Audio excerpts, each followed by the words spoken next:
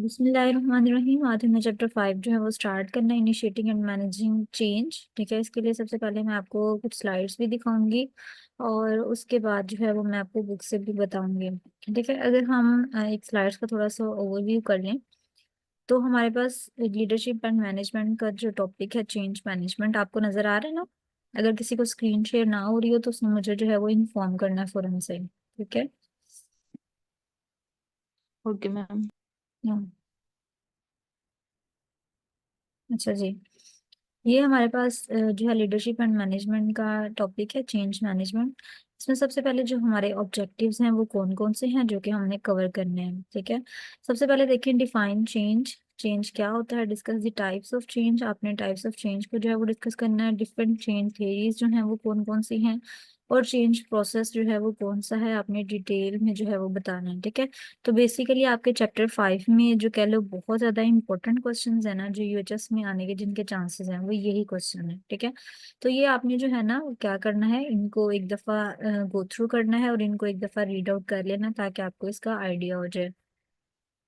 अब हमारे पास देखिए सबसे पहले है चेंज एंड चेंज मैनेजमेंट। ठीक है, तो इसका मतलब क्या होता है, चेंज का मतलब क्या होता है, it is to make someone or something different. ठीक है, चेंज का मतलब ये है कि आपने किसी चीज को डिफरेंट करना है। ठीक है, उसको अल्टर करना है। अल्टर का मतलब भी चेंज ही होता है। मॉडिफाई करना, मॉडिफाई का मतलब भी क्या होता है, तब्दील करना, चेंज करना। It is to make something or someone different. Alter or modify उसको हम कहते हैं हमारे पास चेंज है। चेंज मैनेजमेंट क्या होता है कि आपने एक चीज को तब्दील तो कर लिया है लेकिन अब इसको उस ट्रांसफॉर्मेशन के साथ, उस ट्रांजिशन के साथ आपने डील किस तरह से करना है। ठीक है, वो आपके पास चेंज मैनेजमेंट में चीज आ जाती है। Change management is a systematic approach, एक सिस्टम वाइज अप्रोच है to dealing with the transition or transformation. कि जो ट्रांसफॉर्मेशन आपने की है या जो ट्रांजिशन की है उसके साथ आपने किस तरह से डील करना है उसको हम कहते हैं कि हमारे पास चेंज मैनेजमेंट आ जाती है। अब नर्स जो है वो एज अ चेंज एजेंट काम करती है, तो आपको पता है चेंज एजेंट क्या होता है। चेंज एजेंट हमारे पास वो पर्सन होता है जो कि काम करता है basically to bring about a change. ठीक है, चेंज लाने के लिए जो काम करता है उसको हम कहते हैं हमारे पास चेंज एजेंट होता है वो। ठीक है, चेंज एजेंट के अंदर कुछ करेक्टरिस्टिक्स होनी चाहिए, कुछ प्रॉपर्टीज होनी चाहिए। वो कौन कौन सी होती हैं, वो ये हैं कि एबिलिटी टू कंबाइन आइडियाज, कि वो डिफरेंट आइडियाज को कंबाइन करके एक अच्छा सा इनोवेटिव आइडिया बना सके जिसे चेंज लाया जा सके। The ability to energise other, वो इस तरह का हो कि वो दूसरों के अंदर एनर्जी लेकर आए। स्किल इन ह्यूमन रिलेशंस, इंसानों के आपस में ताल्लुकात को वो ठीक करे। इंटरपर्सनल कम्युनिकेशन उसकी अच्छी होनी चाहिए। ग्रुप मैनेजमेंट अच्छी होनी चाहिए। ठीक है, प्रॉब्लम सॉल्विंग स्किल्स होनी चाहिए उसके पास। सफिशिएंट फ्लेक्सिबिलिटी हो उसके अंदर। ठीक है, रूड ना हो, एटीट्यूड वाला ना हो। वर्सटाइल थिंकिंग होनी चाहिए, यानी वो डिफरेंट तरीकों से सोचने वाला हो। एबिलिटी टू हैंडल रेजिस्टेंस, जितनी भी रेजिस्टेंस आती है, क्योंकि जब आप कहीं पे भी चेंज लाने की कोशिश करते हो तो आपको रेजिस्टेंस फेस करनी पड़ती है। ठीक है, तो जितनी भी रेजिस्टेंस आएगी वो उसको हैंडल करने वाला हो। तो चेंज एजेंट के अंदर ये करेक्टरिस्टिक्स जो हैं वो होनी जरूरी है। अब आपकी बुक के अंदर जो इम्पोर्टेंट क्वेश्चन है इस चैप्टर में से चेंज थेरीज आ जाती हैं। ठीक है, ये आप लीडरशिप एंड मैनेजमेंट की बुक अभी लास्ट में हम ओवरव्यू जब देंगे ना उसका करेंगे, तो उसमें एक उन्होंने बॉक्स बनाया हुआ है, उसमें उसने डिफरेंट ये 5 थेरीज को जो है ना वो एक्सप्लेन किया हुआ है। सबसे पहले लेविन की थेरी है, लिपिड की थेरी है, हैवलॉक की है, रॉजर की है और पॉटर की है। ठीक है, ये आपको मैं इस तरह से समझाऊंगी कि आपके जहन में आपका कॉन्सेप्ट जो है वो इंशाल्लाह बन जाएगा, आपको इतनी मुश्किल नहीं होगी। ठीक है, इसमें से सबसे इम्पोर्टेंट रोजर की थ्योरी है। ठीक है, रोजर का मॉडल है जो कि यूएस में सबसे ज्यादा मजबूत आया हुआ है। वैसे तो ये सारी थेरीज इंपॉर्टेंट है लेकिन एक तो लेमिन का मॉडल जिसमें आपने फ्रीजिंग रीफ्रीजिंग पढ़ना होगा, और एक रोजर का मॉडल जिसमें हम जो है वो चेंज प्रोसेस के स्टेप्स पढ़ते हैं। वो ये दोनों जो है ना वो बहुत इंपॉर्टेंट है। ठीक है, अब लेविन देखिए, लेविन ने जो प्रपोज किया था हमारे पास वो था फोर्स फील्ड मॉडल। ठीक है, उसने कहा था कि एक जो है ना एक ऑर्गेनाइजेशन के अंदर दो फोर्सेस होती हैं। कुछ फोर्सेस इस तरह की होती हैं जो कि चेंज को फैसिलिटेट कर रही होती हैं। ठीक है, यानी वो चेंज का साथ दे रही होंगी, उनको आप कहेंगे ड्राइविंग फोर्सेस। और कुछ चेंजेस इस तरह की होंगी जो कि उसको अपोज कर रही होंगी। कुछ फोर्सेस इस तरह की होती हैं जो कि चेंज को अपोज कर रही होती हैं, यानी वो चेंज के खिलाफ होंगी। जैसे मैं आपको कहती हूँ कि भाई अगर एक पर्सन है, फॉर एग्जांपल आपके हॉस्पिटल में कोई चेंज आने लगा है, यानी चेंज इस तरह से आने लगा है, भाई लोग कहते हैं फॉर एग्जांपल आपका कोई डिपार्टमेंट है तो आपकी जो आपका जो कह लो कि अथॉरिटी है उसने ये कहा है कि जो ऑफिस है जी वो हम यहाँ पे बनाने लगे हैं और या उन्होंने ये कहा कि हमने ये वाला डिपार्टमेंट यहाँ पे बनाना है, कुछ भी जो है ना इस तरह का कहा। अब कुछ लोग उस चीज की मुखालफत करेंगे, कुछ लोग उस आइडिया को सपोर्ट करेंगे, ठीक है। जो लोग उसको सपोर्ट करेंगे वो है उनकी ड्राइविंग फोर्सेस, और जो लोग उसको अपोज करेंगे वो है उनकी रिस्ट्रेनिंग फोर्सेस, ठीक है। उसने कहा था जब भी कोई चेंज आने लगता है ना, उसको भी दो फोर्सेस का सामना करना पड़ता है। एक होती है हमारे पास ड्राइविंग फोर्सेस जो कि चेंज को फैसिलिटेट कर रही होती हैं, ठीक है, और एक होती है हमारे पास रिस्ट्रेनिंग फोर्सेस जो कि चेंज को अपोज कर रही होती हैं, ठीक है। अब उसने कहा था कि अगर तो हमारे पास ड्राइविंग फोर्सेस ज्यादा होती हैं और रिस्ट्रेनिंग फोर्सेस कम होंगी तो आप चेंज जल्दी ला सकते हो, ठीक है। यानी अगर आपको सपोर्ट करने वाले लोग ज्यादा हैं, अपोज करने वाले लोग कम हैं, तो डेफिनेटली आपका जो चेंज है वो जल्दी आ जाएगा। लेकिन अगर इस ट्रेनिंग फोर्सेस ज्यादा हैं और ड्राइविंग फोर्सेस कम हैं तो फिर आपको चेंज लाने में बहुत टाइम लगेगा, ठीक है। ये उसने 3 स्टेप मॉडल दिया था जिसमें उसने कहा था कि 3 स्टेप्स के थ्रू जो है ना वो चेंज आता है। एक है अनफ्रीज, एक है चेंज और फिर है रिफ्रीज। यानी पहले जो आपको एम्प्लॉयज होते हैं ना उनको रेडी करना पड़ता है कि आपने चेंज लेकर आना है, यानी उनको थोड़ा सा अनफ्रीज करना है, ठीक है। फिर आपने चेंज यानी फिर आपने चेंज के बारे में बताना है कि हम ये चेंज लाना चाह रहे हैं, उनको थोड़ा सा मूव आउट करना है। और बाद में रिफ्रीज यानी जब चेंज आ जाता है तो उनको उस चेंज के ऊपर आपने परमानेंट कर देना है, ठीक है। अनफ्रीजिंग मतलब उनको पुराने आइडियाज से जो है वो अनफ्रीज करना है, ठीक है। उसके बाद क्या हुआ, उसके बाद मूविंग यानी उनको मूव आउट करवाया आपने, और बाद में रीफ्रीजिंग यानी आप जो जहाँ पे आपने उनको ले आए हैं अब यहाँ पे उनको फ्रीज कर दें, यानी इसे हम कहते हैं रीफ्रीज करना। तो उसने कहा 3 तरीकों से जो है ना वो आप चेंज ला सकते हैं, ठीक है। लेविन का 3 स्टेप मॉडल आपको समझ आ गया होगा। सबसे पहले अनफ्रीजिंग है, फिर मूविंग है यानी चेंज लेकर आना, और फिर चेंज लाने के बाद उसको फ्रीज कर देना यानी रीफ्रीजिंग हम उसे कहते हैं। तो लेविन का काम क्या था, एक तो उसने फोर्स फील्ड मॉडल दिया था जिसमें उसने ड्राइविंग फोर्सेस और रिस्ट्रेनिंग फोर्सेस के बारे में बताया था, और दूसरा उसने 3 स्टेप मॉडल दिया था जिसमें उसने क्या किया था, अनफ्रीजिंग, मूविंग और रिफ्रीजिंग 3 स्टेप बताए थे चेंज के, ठीक है। ये देखिए वो बताना चाह रहा है कि ड्राइविंग फोर्सेस होती हैं कुछ और कुछ रिस्ट्रेनिंग फोर्सेस होती हैं। ड्राइविंग फोर्सेस जो किसी चीज को सपोर्ट करती हैं, रिस्ट्रेनिंग फोर्सेस जो किसी चीज को अपोज करती हैं। और अगर ये दोनों फोर्सेस इक्वल होती हैं तो फिर सिस्टम बैलेंस में रहता है, ठीक है। इसके बाद लेविन के बाद आपके पास लिपिड का मॉडल आ जाता है। अब लिपिड ने क्या किया था, लिपिड ने बेसिकली जो लेविन की थ्योरी थी ना, जो उसने 3 स्टेप्स दिए थे उसको ही उसने 7 स्टेप्स के अंदर जो है ना वो शिफ्ट कर दिया था, ठीक है। उसने कहा कि भाई हर चेंज लाने के लिए ना 7 स्टेप्स में से गुजरना पड़ता है। अब उसने वो स्टेप्स कौन कौन से बताए थे आपकी बुक के अंदर एज इट इज लिखे हुए हैं। डायग्नोज दी प्रॉब्लम, उसने कहा सबसे पहले आपको प्रॉब्लम को आइडेंटिफाई करना चाहिए कि मसला है क्या, ठीक है। फिर आपने असेस करनी है मोटिवेशन कि अगर हम ये चेंज लाना चाहें तो उसके लिए क्या मोटिवेशन हो सकती है। फिर आपने रिसोर्सेज देखने हैं कि भाई चेंज लाने के लिए हमारे पास रिसोर्सेज भी हैं कि नहीं, ठीक है। फिर आपने चेंज ऑब्जेक्ट्स को चूज करना है यानी जिस चीज पे चेंज लेकर आना है आपने चेंज एजेंट का रोल प्ले करना है। फिर चेंज आ जाएगा तो आपने उसको मेंटेन करना है, और फिर आपने जितने भी हेल्प लेने के लिए लोगों के साथ रिलेशनशिप बिल्ड किए थे आप उसको बेशक अब टर्मिनेट भी कर सकते हैं क्योंकि अब आपका चेंज आ चुका है। तो ये लिपिड ने अपनी थ्योरी दी थी चेंज की जिसमें 7 स्टेप्स हैं। प्रॉब्लम को आइडेंटिफाई करना है, मोटिवेशन देखनी है, रिसोर्सेज देखने हैं, चेंज ऑब्जेक्ट को चूज करना है, खुद भी चेंज एजेंट का रोल प्ले करना है, फिर चेंज को मेंटेन करना है, और लास्ट पे जब सारा कुछ हो जाए तो जो हेल्पिंग रिलेशनशिप होता है उसको आपने टर्मिनेट कर देना है, ठीक है। तो ये हमारे पास क्या आता है, लिपिड्स की थ्योरी ऑफ चेंज। अब हमारे पास दो हमने पढ़ ली, एक तो हमने लेविन का पढ़ लिया, एक हमने लिपिड का पढ़ लिया। ये आपने अच्छे से सुनना है बिकॉज मैं लास्ट पे आप लोगों से सुनना है इसको। उसके बाद हमारे पास हैवलॉक का मॉडल आ जाता है, ठीक है। हैवलॉक ने हमारे पास 6 स्टेप बताए थे, ठीक है। ये भी लेविन की मॉडल की थोड़ी सी मॉडिफिकेशन थी। हैवलॉक ने कहा था कि सबसे पहले आपको रिलेशनशिप बिल्ड करना पड़ता है, ठीक है। जब भी आपने चेंज लेकर आना है तो आपको लोगों के साथ रिलेशनशिप बिल्ड करना पड़ेगा, उनको बताना पड़ेगा कि हमारी सोसाइटी में ये प्रॉब्लम है, हमें इसके बारे में कुछ चेंज करना चाहिए, ठीक है। आपने पहले रिलेशनशिप बिल्ड करना है, फिर आपने प्रॉब्लम को डायग्नोज करके बताना है, रिसोर्सेज को अपने पास रखना है, क्योंकि कोई भी चेंज लाने के लिए रिसोर्सेज होने चाहिए, ठीक है। रिसोर्सेज नहीं होंगे तो आप चेंज इतनी जल्दी नहीं ला सकते, ठीक है जी। फिर आपने सोल्यूशन चूज करना है, कोई एक सोल्यूशन आपने बताना है कि इस तरीके से हम जल्दी जो है वो चेंज ला सकते हैं। गेनिंग एक्सेप्टेंस, उसको एक्सेप्ट करने के बाद आपने उसको स्टेबलाइज कर देना है, यानी उसी सोल्यूशन को जो आपने इम्प्लीमेंट किया है उसको आपने स्टेबलाइज करना है। तो हैवलॉक ने हमारे पास 6 स्टेप प्रोसेस दिया था। ये थोड़ा सा इन्होंने यहाँ पे चेंज लिखा, लेकिन मोर और लेस सेम ही है, ठीक है। Building a relationship, diagnosing the problem, resources को एक्वायर करना है, सोल्यूशन चूज करना है, बाद में इसको एक्सेप्ट करने के बाद स्टेबलाइज कर देना है।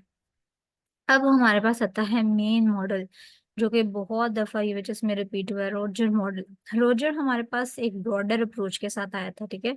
उसने बेशक 5 स्टेप्स दिए थे, लेकिन उसके 5 स्टेप्स बहुत अथेंटिक थे, ठीक है। इसको हम इनोवेशन डिसीजन प्रोसेस भी कहते हैं। उसने कहा था कि how an individual or decision making passes from decision to adopt or reject new idea. उसने कहा कि जब आपने कोई डिसीजन बनाना होता है या आप कोई नई चीज बनाने लगते हो, कोई चेंज लाने लगते हो, तो आप किन प्रोसेसेस से गुजरते हो। इस चीज को उसने 5 स्टेप्स में जो है वो एक्सप्लेन किया था। Knowledge, persuasion, decision, implementation and confirmation भी कुछ लोग कहते हैं इसको। नॉलेज मतलब सबसे पहले आपको नॉलेज होना चाहिए कि आप क्या चीज जो है वो करना चाह रहे हो, उसके बारे में आपके पास कंप्लीट नॉलेज हो, ठीक है। फिर परसुएशन, परसुएशन का मतलब ये होता है आप लोगों को परसुएट करो, लोगों को थोड़ी स्टिमुलस दो कि भाई तुम लोग मेरी बात मानो, हमें इस चीज को चेंज करना चाहिए, ठीक है। परसुएशन वाला प्रोसेस जो है वो आता है। फिर डिसीजन लेते हो आप कि सारे मिलके फिर कहते हैं कि हाँ ये बंदा ठीक कह रहा है, हमें यही जो है वो काम करना चाहिए, ठीक है। डिसीजन हो गया, फिर इम्प्लीमेंटेशन और फिर कंफर्मेशन, ठीक है। तो ये हमारे पास रॉजर का 5 स्टेप इनोवेशन डिसीजन मॉडल जो है वो आ जाता है। उसके बाद आपके पास क्वार्टर का चेंज मॉडल आता है। इसके 8 स्टेप्स होते हैं हमारे पास।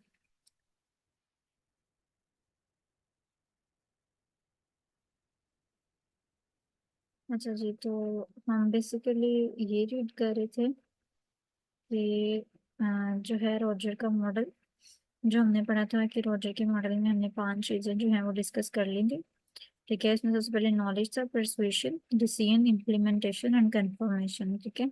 सबसे पहले आपके पास नॉलेज होना चाहिए, फिर आपने जो है वो लोगों को परसुएट करना है, फिर आपने कोई डिसीजन लेना होता है, उसको इम्प्लीमेंट करना होता है और उसको कंफर्म करना होता है, यानी उसको सोसाइटी के अंदर जो है वो आपने रखना।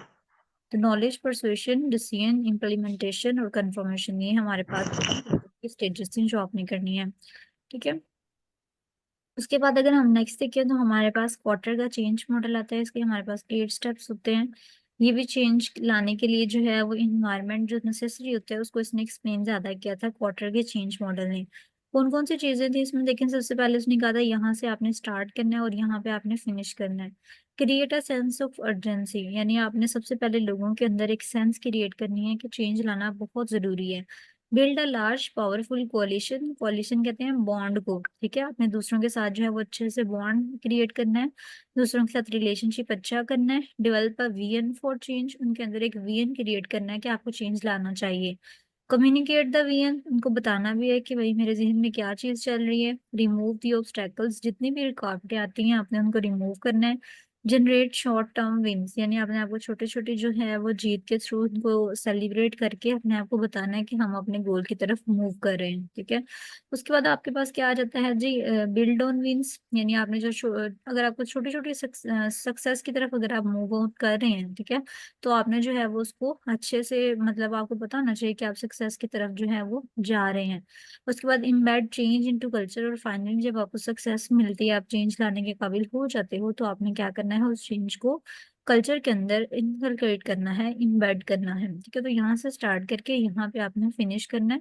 ये आपको जो है वो क्वार्टर ने बताया था चेंज का, जितना भी इसका मॉडल था जो उसने प्रेजेंट किया था 8 स्टेप्स के अंदर।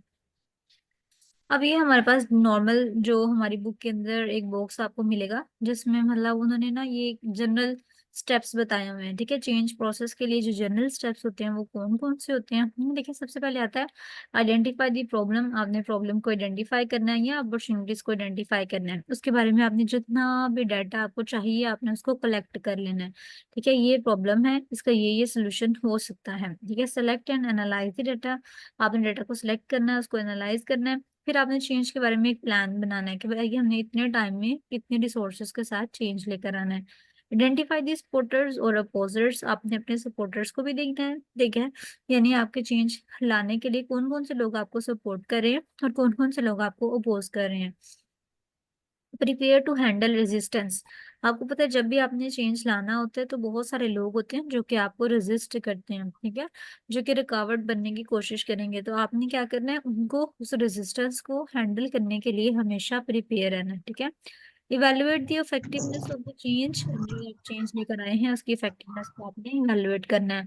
ये सबसे ज्यादा इंपॉर्टेंट स्टेप्स हैं, जो कि ये question as it is UHS में आ भी जाता है, steps in the change process, ठीक है। और लास्ट टाइम इस तरह से हुआ था कि उन्होंने क्वेश्चन दिया था, write down the 10 steps in the change process, ठीक है। तो आपने उससे कंफ्यूज नहीं होना, इन्हीं 7 स्टेप्स को आपने 10 में कन्वर्ट करके लिख देना है। देखिए जैसे आपने यहाँ पे लिखा है ना, आइडेंटिफाई द प्रॉब्लम, ठीक है, नेक्स्ट स्टेप आप ये बना देते हैं, आइडेंटिफाई द अपॉर्चुनिटीज, ठीक है। फिर collect necessary data, select data, analyse data, इसको भी आप सेपरेट सेपरेट कर सकते हैं, ठीक है। Develop a plan for change, यानी टाइम रेफरेंस और रिसोर्सेज, ठीक है, ये आपने एक बना दिया। आइडेंटिफाई सपोर्टर्स, आइडेंटिफाई अपोजर्स, आप इस तरह भी बना सकते हैं। तो इस तरह से करके ना आपने इन्हीं को ही आपने 10 में कन्वर्ट कर देना है, ठीक है। आपने उधर ये नहीं सोचने बैठ जाना कि हमारे पास 7 स्टेप्स हैं तो हम 7 ही लिख के आएंगे, ठीक है, लिखने आपने 10 है, लेकिन ये कि इसी को ही आपने ब्रेक डाउन करके 10 में कन्वर्ट कर देना है। तो ये हमारे पास इस तरह से क्वेश्चन आपका सॉल्व हो जाएगा कि स्टेप्स कौन कौन से होते हैं चेंज प्रोसेस के अंदर। ये भी इंपॉर्टेंट क्वेश्चन है। चेंज स्ट्रेटेजीज आपके पास क्या होती है, यानी किस तरह से आप चेंज ला सकते हैं। देखिए पावर कोर्सिव स्ट्रेटेजी ये होती है कि अगर आपको फॉर एग्जांपल कोर्ट की तरफ से कोई ऑर्डर मिलता है, ठीक है, तो आपने वो रूल फॉलो करना ही करना है, ठीक है। अगर आपके लिए कोई रूल कोर्ट बनाती है, अदालत बनाती है, तो आपने उस रूल को फॉलो करना है, ठीक है। अगर कोई चेंज अदालत की तरफ से होता है, क्योंकि वो एक अथॉरिटी है, ठीक है, वो लॉ है हमारा, जो भी बात कहेगा हम उसको फॉलो करेंगे। तो पावर कोर्सिव स्ट्रेटेजी ये होती है कि अगर कोई पावर जो है, कोई लेजिटिमेट अथॉरिटी, यानी जिसको लॉ की तरफ से अथॉरिटी हासिल है, अगर वो हमारे ऊपर कोई रूल लाना चाहे, वो चेंज लाना चाहे, तो वो ला सकते हैं, ठीक है। उनके लिए चेंज लाना आसान, हमें क्या करना है, उन्होंने सिर्फ हमें ऑर्डर देना है, ठीक है। और जैसे ही उन्होंने हमें ऑर्डर देना है, हमने उनकी बात को जो है वो मान लेना होता है, ठीक है। तो ये हमारे पास जो है वो चेंज स्ट्रेटेजी आती है। सबसे पहले पावर कोर्सिव स्ट्रेटेजी, ठीक है, यानी जिसमें आपने क्या करना होता है, पावर को जो है वो यूज करके चेंज लाना होता है, इसको हम कहते हैं पावर कोर्सिव स्ट्रेटेजी।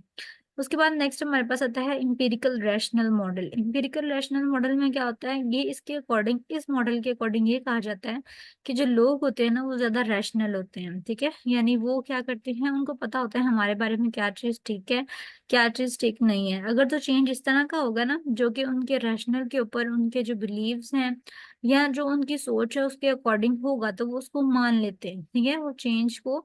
अगर उनके नॉलेज के अकॉर्डिंग हो वो, ठीक है, अगर वो उनके इंटरेस्ट के अकॉर्डिंग हो, तो वो लोग क्या करेंगे, चेंज को एक्सेप्ट जल्दी कर लेते हैं, ठीक है। इंपेरिकल रैशनल मॉडल में ये होता है कि अगर आपकी लॉजिक ठीक हो, अगर आपका रैशनल ठीक हो, तो लोग आपकी लाई हुई बात को जरूर मानेंगे, ठीक है। जैसे हम ये कहते हैं, यानी लोग जल्दी मान लेंगे, इसको हम कहते हैं इंपेरिकल रैशनल। पावर कोर्स का मतलब है अगर आपके पास पावर हो तो आप अपनी कोई भी बात मनवा सकते हो, ठीक है, चेंज ला सकते हो। ये है हमारे पास power coercive strategy. Empirical rational model का मतलब ये है कि अगर लोगों के इंटरेस्ट की बात करोगे आप, जिसमें लोगों को फायदा है, तो लोग वो बात जल्दी मानेंगे, ठीक है, यानी वो चेंज जल्दी आएगा एज कम्पेयर टू उस चेंज के जिसमें सिर्फ आपका ही फायदा हो रहा हो, ठीक है, वो चेंज इतनी जल्दी नहीं आएगा। ये इंपिरिकल रैशनल मॉडल है। तीसरी है नॉर्मेटिव री एजुकेटिव। नॉर्मेटिव री एजुकेटिव का मतलब ये होता है कि लोग हमेशा अपने नॉर्म्स के अकॉर्डिंग चलते हैं, यानी लोगों का जो शुरू से बिलीफ है, जो उनके नॉर्म्स होते हैं, जो उनकी वैल्यूज होती हैं, अगर एक पर्सन इस तरह का है जो कि उनके नॉर्म्स के अकॉर्डिंग है, यानी उनकी जो रवायात चल रही होती हैं, जो उनके रूल्स चल रहे होते हैं, अगर तो एक पर्सन उसके अकॉर्डिंग चल रहा है तो वो उसका साथ देंगे। लेकिन अगर कोई उनके नॉर्म्स की, उनकी वैल्यूज की, उनकी बिलीव्स के खिलाफ चलता है, तो वो कभी भी उसका साथ जो है वो नहीं देते। तो इसमें हमारे पास आता है नॉर्मेटिव री एजुकेटिव स्ट्रेटजी, ठीक है। ये हमारे पास आती है नॉर्मेटिव री एजुकेटिव, जिसमें देखें कि people act in accordance with social norms and values, information and rational, यानी आप उनको जितना मर्जी रैशनल देंगे ना, या जितना मर्जी उनको रीजंस देंगे कि भाई हम चेंज लेकर आते हैं क्योंकि इसमें ये है, हम इस वजह से चेंज लाना चाह रहे हैं, वो उसको नहीं मानेंगे। ठीक है, वो यही कहेंगे कि भाई जो हमारी बात है या जो हमारे पिछले चीजों नस्लों से जो है वो चीज चलती आ रही है, हमने सिर्फ उसी को ही क्या करना है, एक्सेप्ट करना है। ठीक है, इसको हम कहते हैं नॉर्मेटिव री एजुकेटिव स्ट्रेटेजी। अब हमारे पास आता है कि रेजिस्टेंस टू चेंज। ठीक है, अब मतलब कि रेजिस्टेंस क्या क्या आपको आ सकती है। देखिए, साइकोलॉजिकल रेजिस्टेंस हो सकती है, सोशियोलॉजिकल रेजिस्टेंस और रैशनल रेजिस्टेंस आपको फेस करनी पड़ सकती है। तो इस तरह से इसको मैनेज करने के लिए आपके पास कुछ गाइडलाइंस हैं, ये आपकी बुक के अंदर भी लिखी हुई हैं कि सबसे पहले आपने उन लोगों के साथ बात करनी है जो चेंज को अपोज कर रहे हैं। ठीक है, जो चेंज के खिलाफ है, हमने उनके साथ जाके बात करनी है, उनके जाके क्लैरिफाई करना है सारा, उनसे फीडबैक लेना कि वो क्या चाह रहे हैं, वो चेंज को अपोज क्यों कर रहे हैं। ठीक है, बी ओपन टू वियन, कि आपने जितने भी ख्यालात होते हैं उनके, उनसे ओपन, उनके साथ मतलब ओपन होके उनको सुनना है। ठीक है, ये नहीं कि कंजर्वेटिव माइंड के साथ आप जो है वो चले जाएं और अगर वो कोई बात करें तो आप उधर ही जो है वो उन पे गुस्सा निकाल के आ रहे हैं। ओपन होके आपने आराम से जो है वो उनके सारे ख्यालात को सुनना है। Present the negative consequences of resistance, उनको बताना है कि भाई अगर आप हमें रेजिस्ट करेंगे तो आपको ये नेगेटिव जो है कॉन्सिक्वेंसेस कह लो, रिजल्ट्स कह लो, वो भुगतना पड़ेंगे। ठीक है, एम्फोसिस द पॉजिटिव कॉन्सिक्वेंसेस, और साथ आपने ये भी बताना है कि अगर आप बात मान लेते हो हमारी, हमारा चेंज को जो है वो एक्सेप्ट कर लेते हो, तो ये पॉजिटिव चीजें होंगी, ये बेनिफिट्स होंगे जो आपको मिलेंगे। ठीक है, keep registers involve in face to face contact with supporters, कि आपने जो है वो रजिस्टर्स और सपोर्टर्स को साथ साथ रखना है। ठीक है, जहां पे भी आपको रजिस्टर मिले आपने अपने सपोर्टर्स को साथ रखना है, ताकि पता चले कि इतनी आवाम है भाई जो एक चीज को सपोर्ट कर रही है। ठीक है, तो हो सकता है वो चीज ठीक हो। Maintain a climate of trust, हमेशा अपने जो सपोर्टर्स हैं उनके साथ ट्रस्ट का रिलेशनशिप आपने बिल्ड करना है, सपोर्ट उनको प्रोवाइड करनी है और कॉन्फिडेंस रखना है। ठीक है, तो इस तरह से आप अपनी रेजिस्टेंस को जो है वो मैनेज कर सकते हैं। पहले आपने अपोजिट्स के साथ बात करनी है, उनको इन्फॉर्मेशन प्रोवाइड करनी है, जितने भी वियंस हैं उनको आपने चेक करना है, देखना है, सुनना है, नेगेटिव कॉन्सिक्वेंसेस बताने हैं, पॉजिटिव कॉन्सिक्वेंसेस बताने हैं। ठीक है, इसके अलावा सपोर्टर्स से फेस टू फेस बात करनी है। ठीक है, और जो सपोर्टर्स हैं उनके साथ ट्रस्ट का रिलेशनशिप भी बिल्ड करना है। ठीक है, कुछ नर्सेज के रोल आ जाते हैं कि nurse as a change coach भी काम कर सकती है। ठीक है, फैसिलिटेट कर सकती है, गाइड कर सकती है। इसके अलावा इंस्पायरेशनल रोल भी आ जाते हैं कि कॉन्फिडेंस प्रोवाइड करना हो चेंज प्रोसेस में तो वो भी प्रोवाइड करेगी। फैसिलिटेटर भी है, यानी फैसिलिटेट करती है, क्रिएटिव थिंकिंग को इन्हांस करती है, जितने भी सॉल्यूशंस होते हैं जो कि चेंज लाने में हमारे हेल्पफुल हो सकते हैं उन सबको। ठीक है, इनिशिएटिंग चेंज में, इम्प्लीमेंटिंग चेंज में, या हैंडल करना हो एक चेंज, तो इस सब में नर्स के जो लीडर है वो एज अ रोल जो है वो प्ले करती है हमारे पास। ठीक है, ये हो गया आपके पास ऑलमोस्ट एक स्लाइड थी। उसके बाद हमारे पास जो है ना वो दूसरी स्लाइड आती है जिसमें हमने ऑलमोस्ट ये दोनों जो है ना वो सेम ही है। ठीक है, मैं दोनों आपको सेंड करूंगी, आपने इसको भी एक दफा जो है वो देख लेना है। ठीक है, इसमें भी चीजें जो है ना वो सेम ही है। चेंज क्या होता है, ठीक है, चेंज एजेंट क्या होता है, कुछ फैक्टर्स हैं चेंज के लिए इसमें एक्स्ट्रा लिखे हुए, कुछ इंटरनल फैक्टर्स होते हैं। ठीक है, और कुछ एक्सटर्नल फैक्टर्स होते हैं जो कि फोर्स के तौर पर जो है वो रोल प्ले करते हैं जब भी चेंज लाना होता है। ठीक है, ये इंटरनल फैक्टर्स हैं सारे और ये एक्सटर्नल फैक्टर्स हैं, ये आई थिंक सो इसके ऊपर एक्स्ट्रा लिखा हुआ है। चेंज थेरीज हैं जो हमने पढ़ी हैं अभी भी। ठीक है, अनफ्रीज, मूव, रीफ्रीज, लेविन की है, लिपिड की थेरी पढ़ी है जिसमें हमने 7 स्टेप्स पढ़े। ठीक है, ये 7 स्टेप्स थे। उसके हैवलॉक की थ्योरी हमने पढ़ी जिसमें हमने 6 स्टेप्स पढ़े। रॉजर की थ्योरी पढ़ी। ठीक है, knowledge, persuasion, decision, implementation and confirmation वाली। पॉटर की 8 थ्योरी के स्टेप्स पढ़े। ठीक है, चेंज प्रोसेस में जिसमें आपने असेसमेंट, डायग्नोसिस नहीं करना होता, बस प्लानिंग, इम्प्लीमेंटेशन, इवैल्यूएशन करना होता है।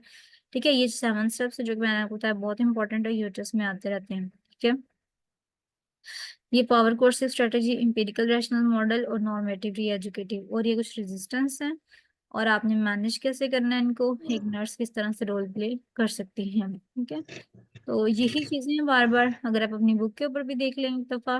तो चेंज, सबसे पहले चेंज क्या होता है, चेंज की डेफिनेशन है, nurse as a change agent किस तरह से काम करती है, चेंज की थियरीज जो हमने पढ़ी हैं ये उन्होंने बॉक्स में दी हुई हैं 6 की 6, ठीक है। 5 सॉरी, लेविन की है, लिपिड की है, हैवलॉक की है, रोजर की है, और अब क्वार्टर की इसके अंदर जो है न्यू उसमें इंक्लूडेड है। ठीक है जी, ये चेंज प्रोसेस हो गया, ये स्टेप्स थे जो हमने पढ़े चेंज प्रोसेस के अंदर, ठीक है। ये नर्सिंग प्रोसेस है सारा जो कि आपको बताया हुआ है। चेंज स्ट्रेटजीज 3 पढ़ी हैं, empirical, rational, normative, D educative.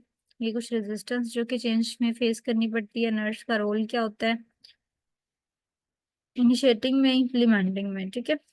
तो ऑलमोस्ट ये ही इंपॉर्टेंट क्वेश्चन थे जो कि आज के टॉपिक में थे। होप सो आपको ये टॉपिक जो है वो समझ आ गया होगा। दोनों स्लाइड्स में आपको सेंड कर देती हूँ, अगर कोई मसला हुआ किसी बच्चे को तो मुझसे फिर भी पूछ सकता है, ठीक है।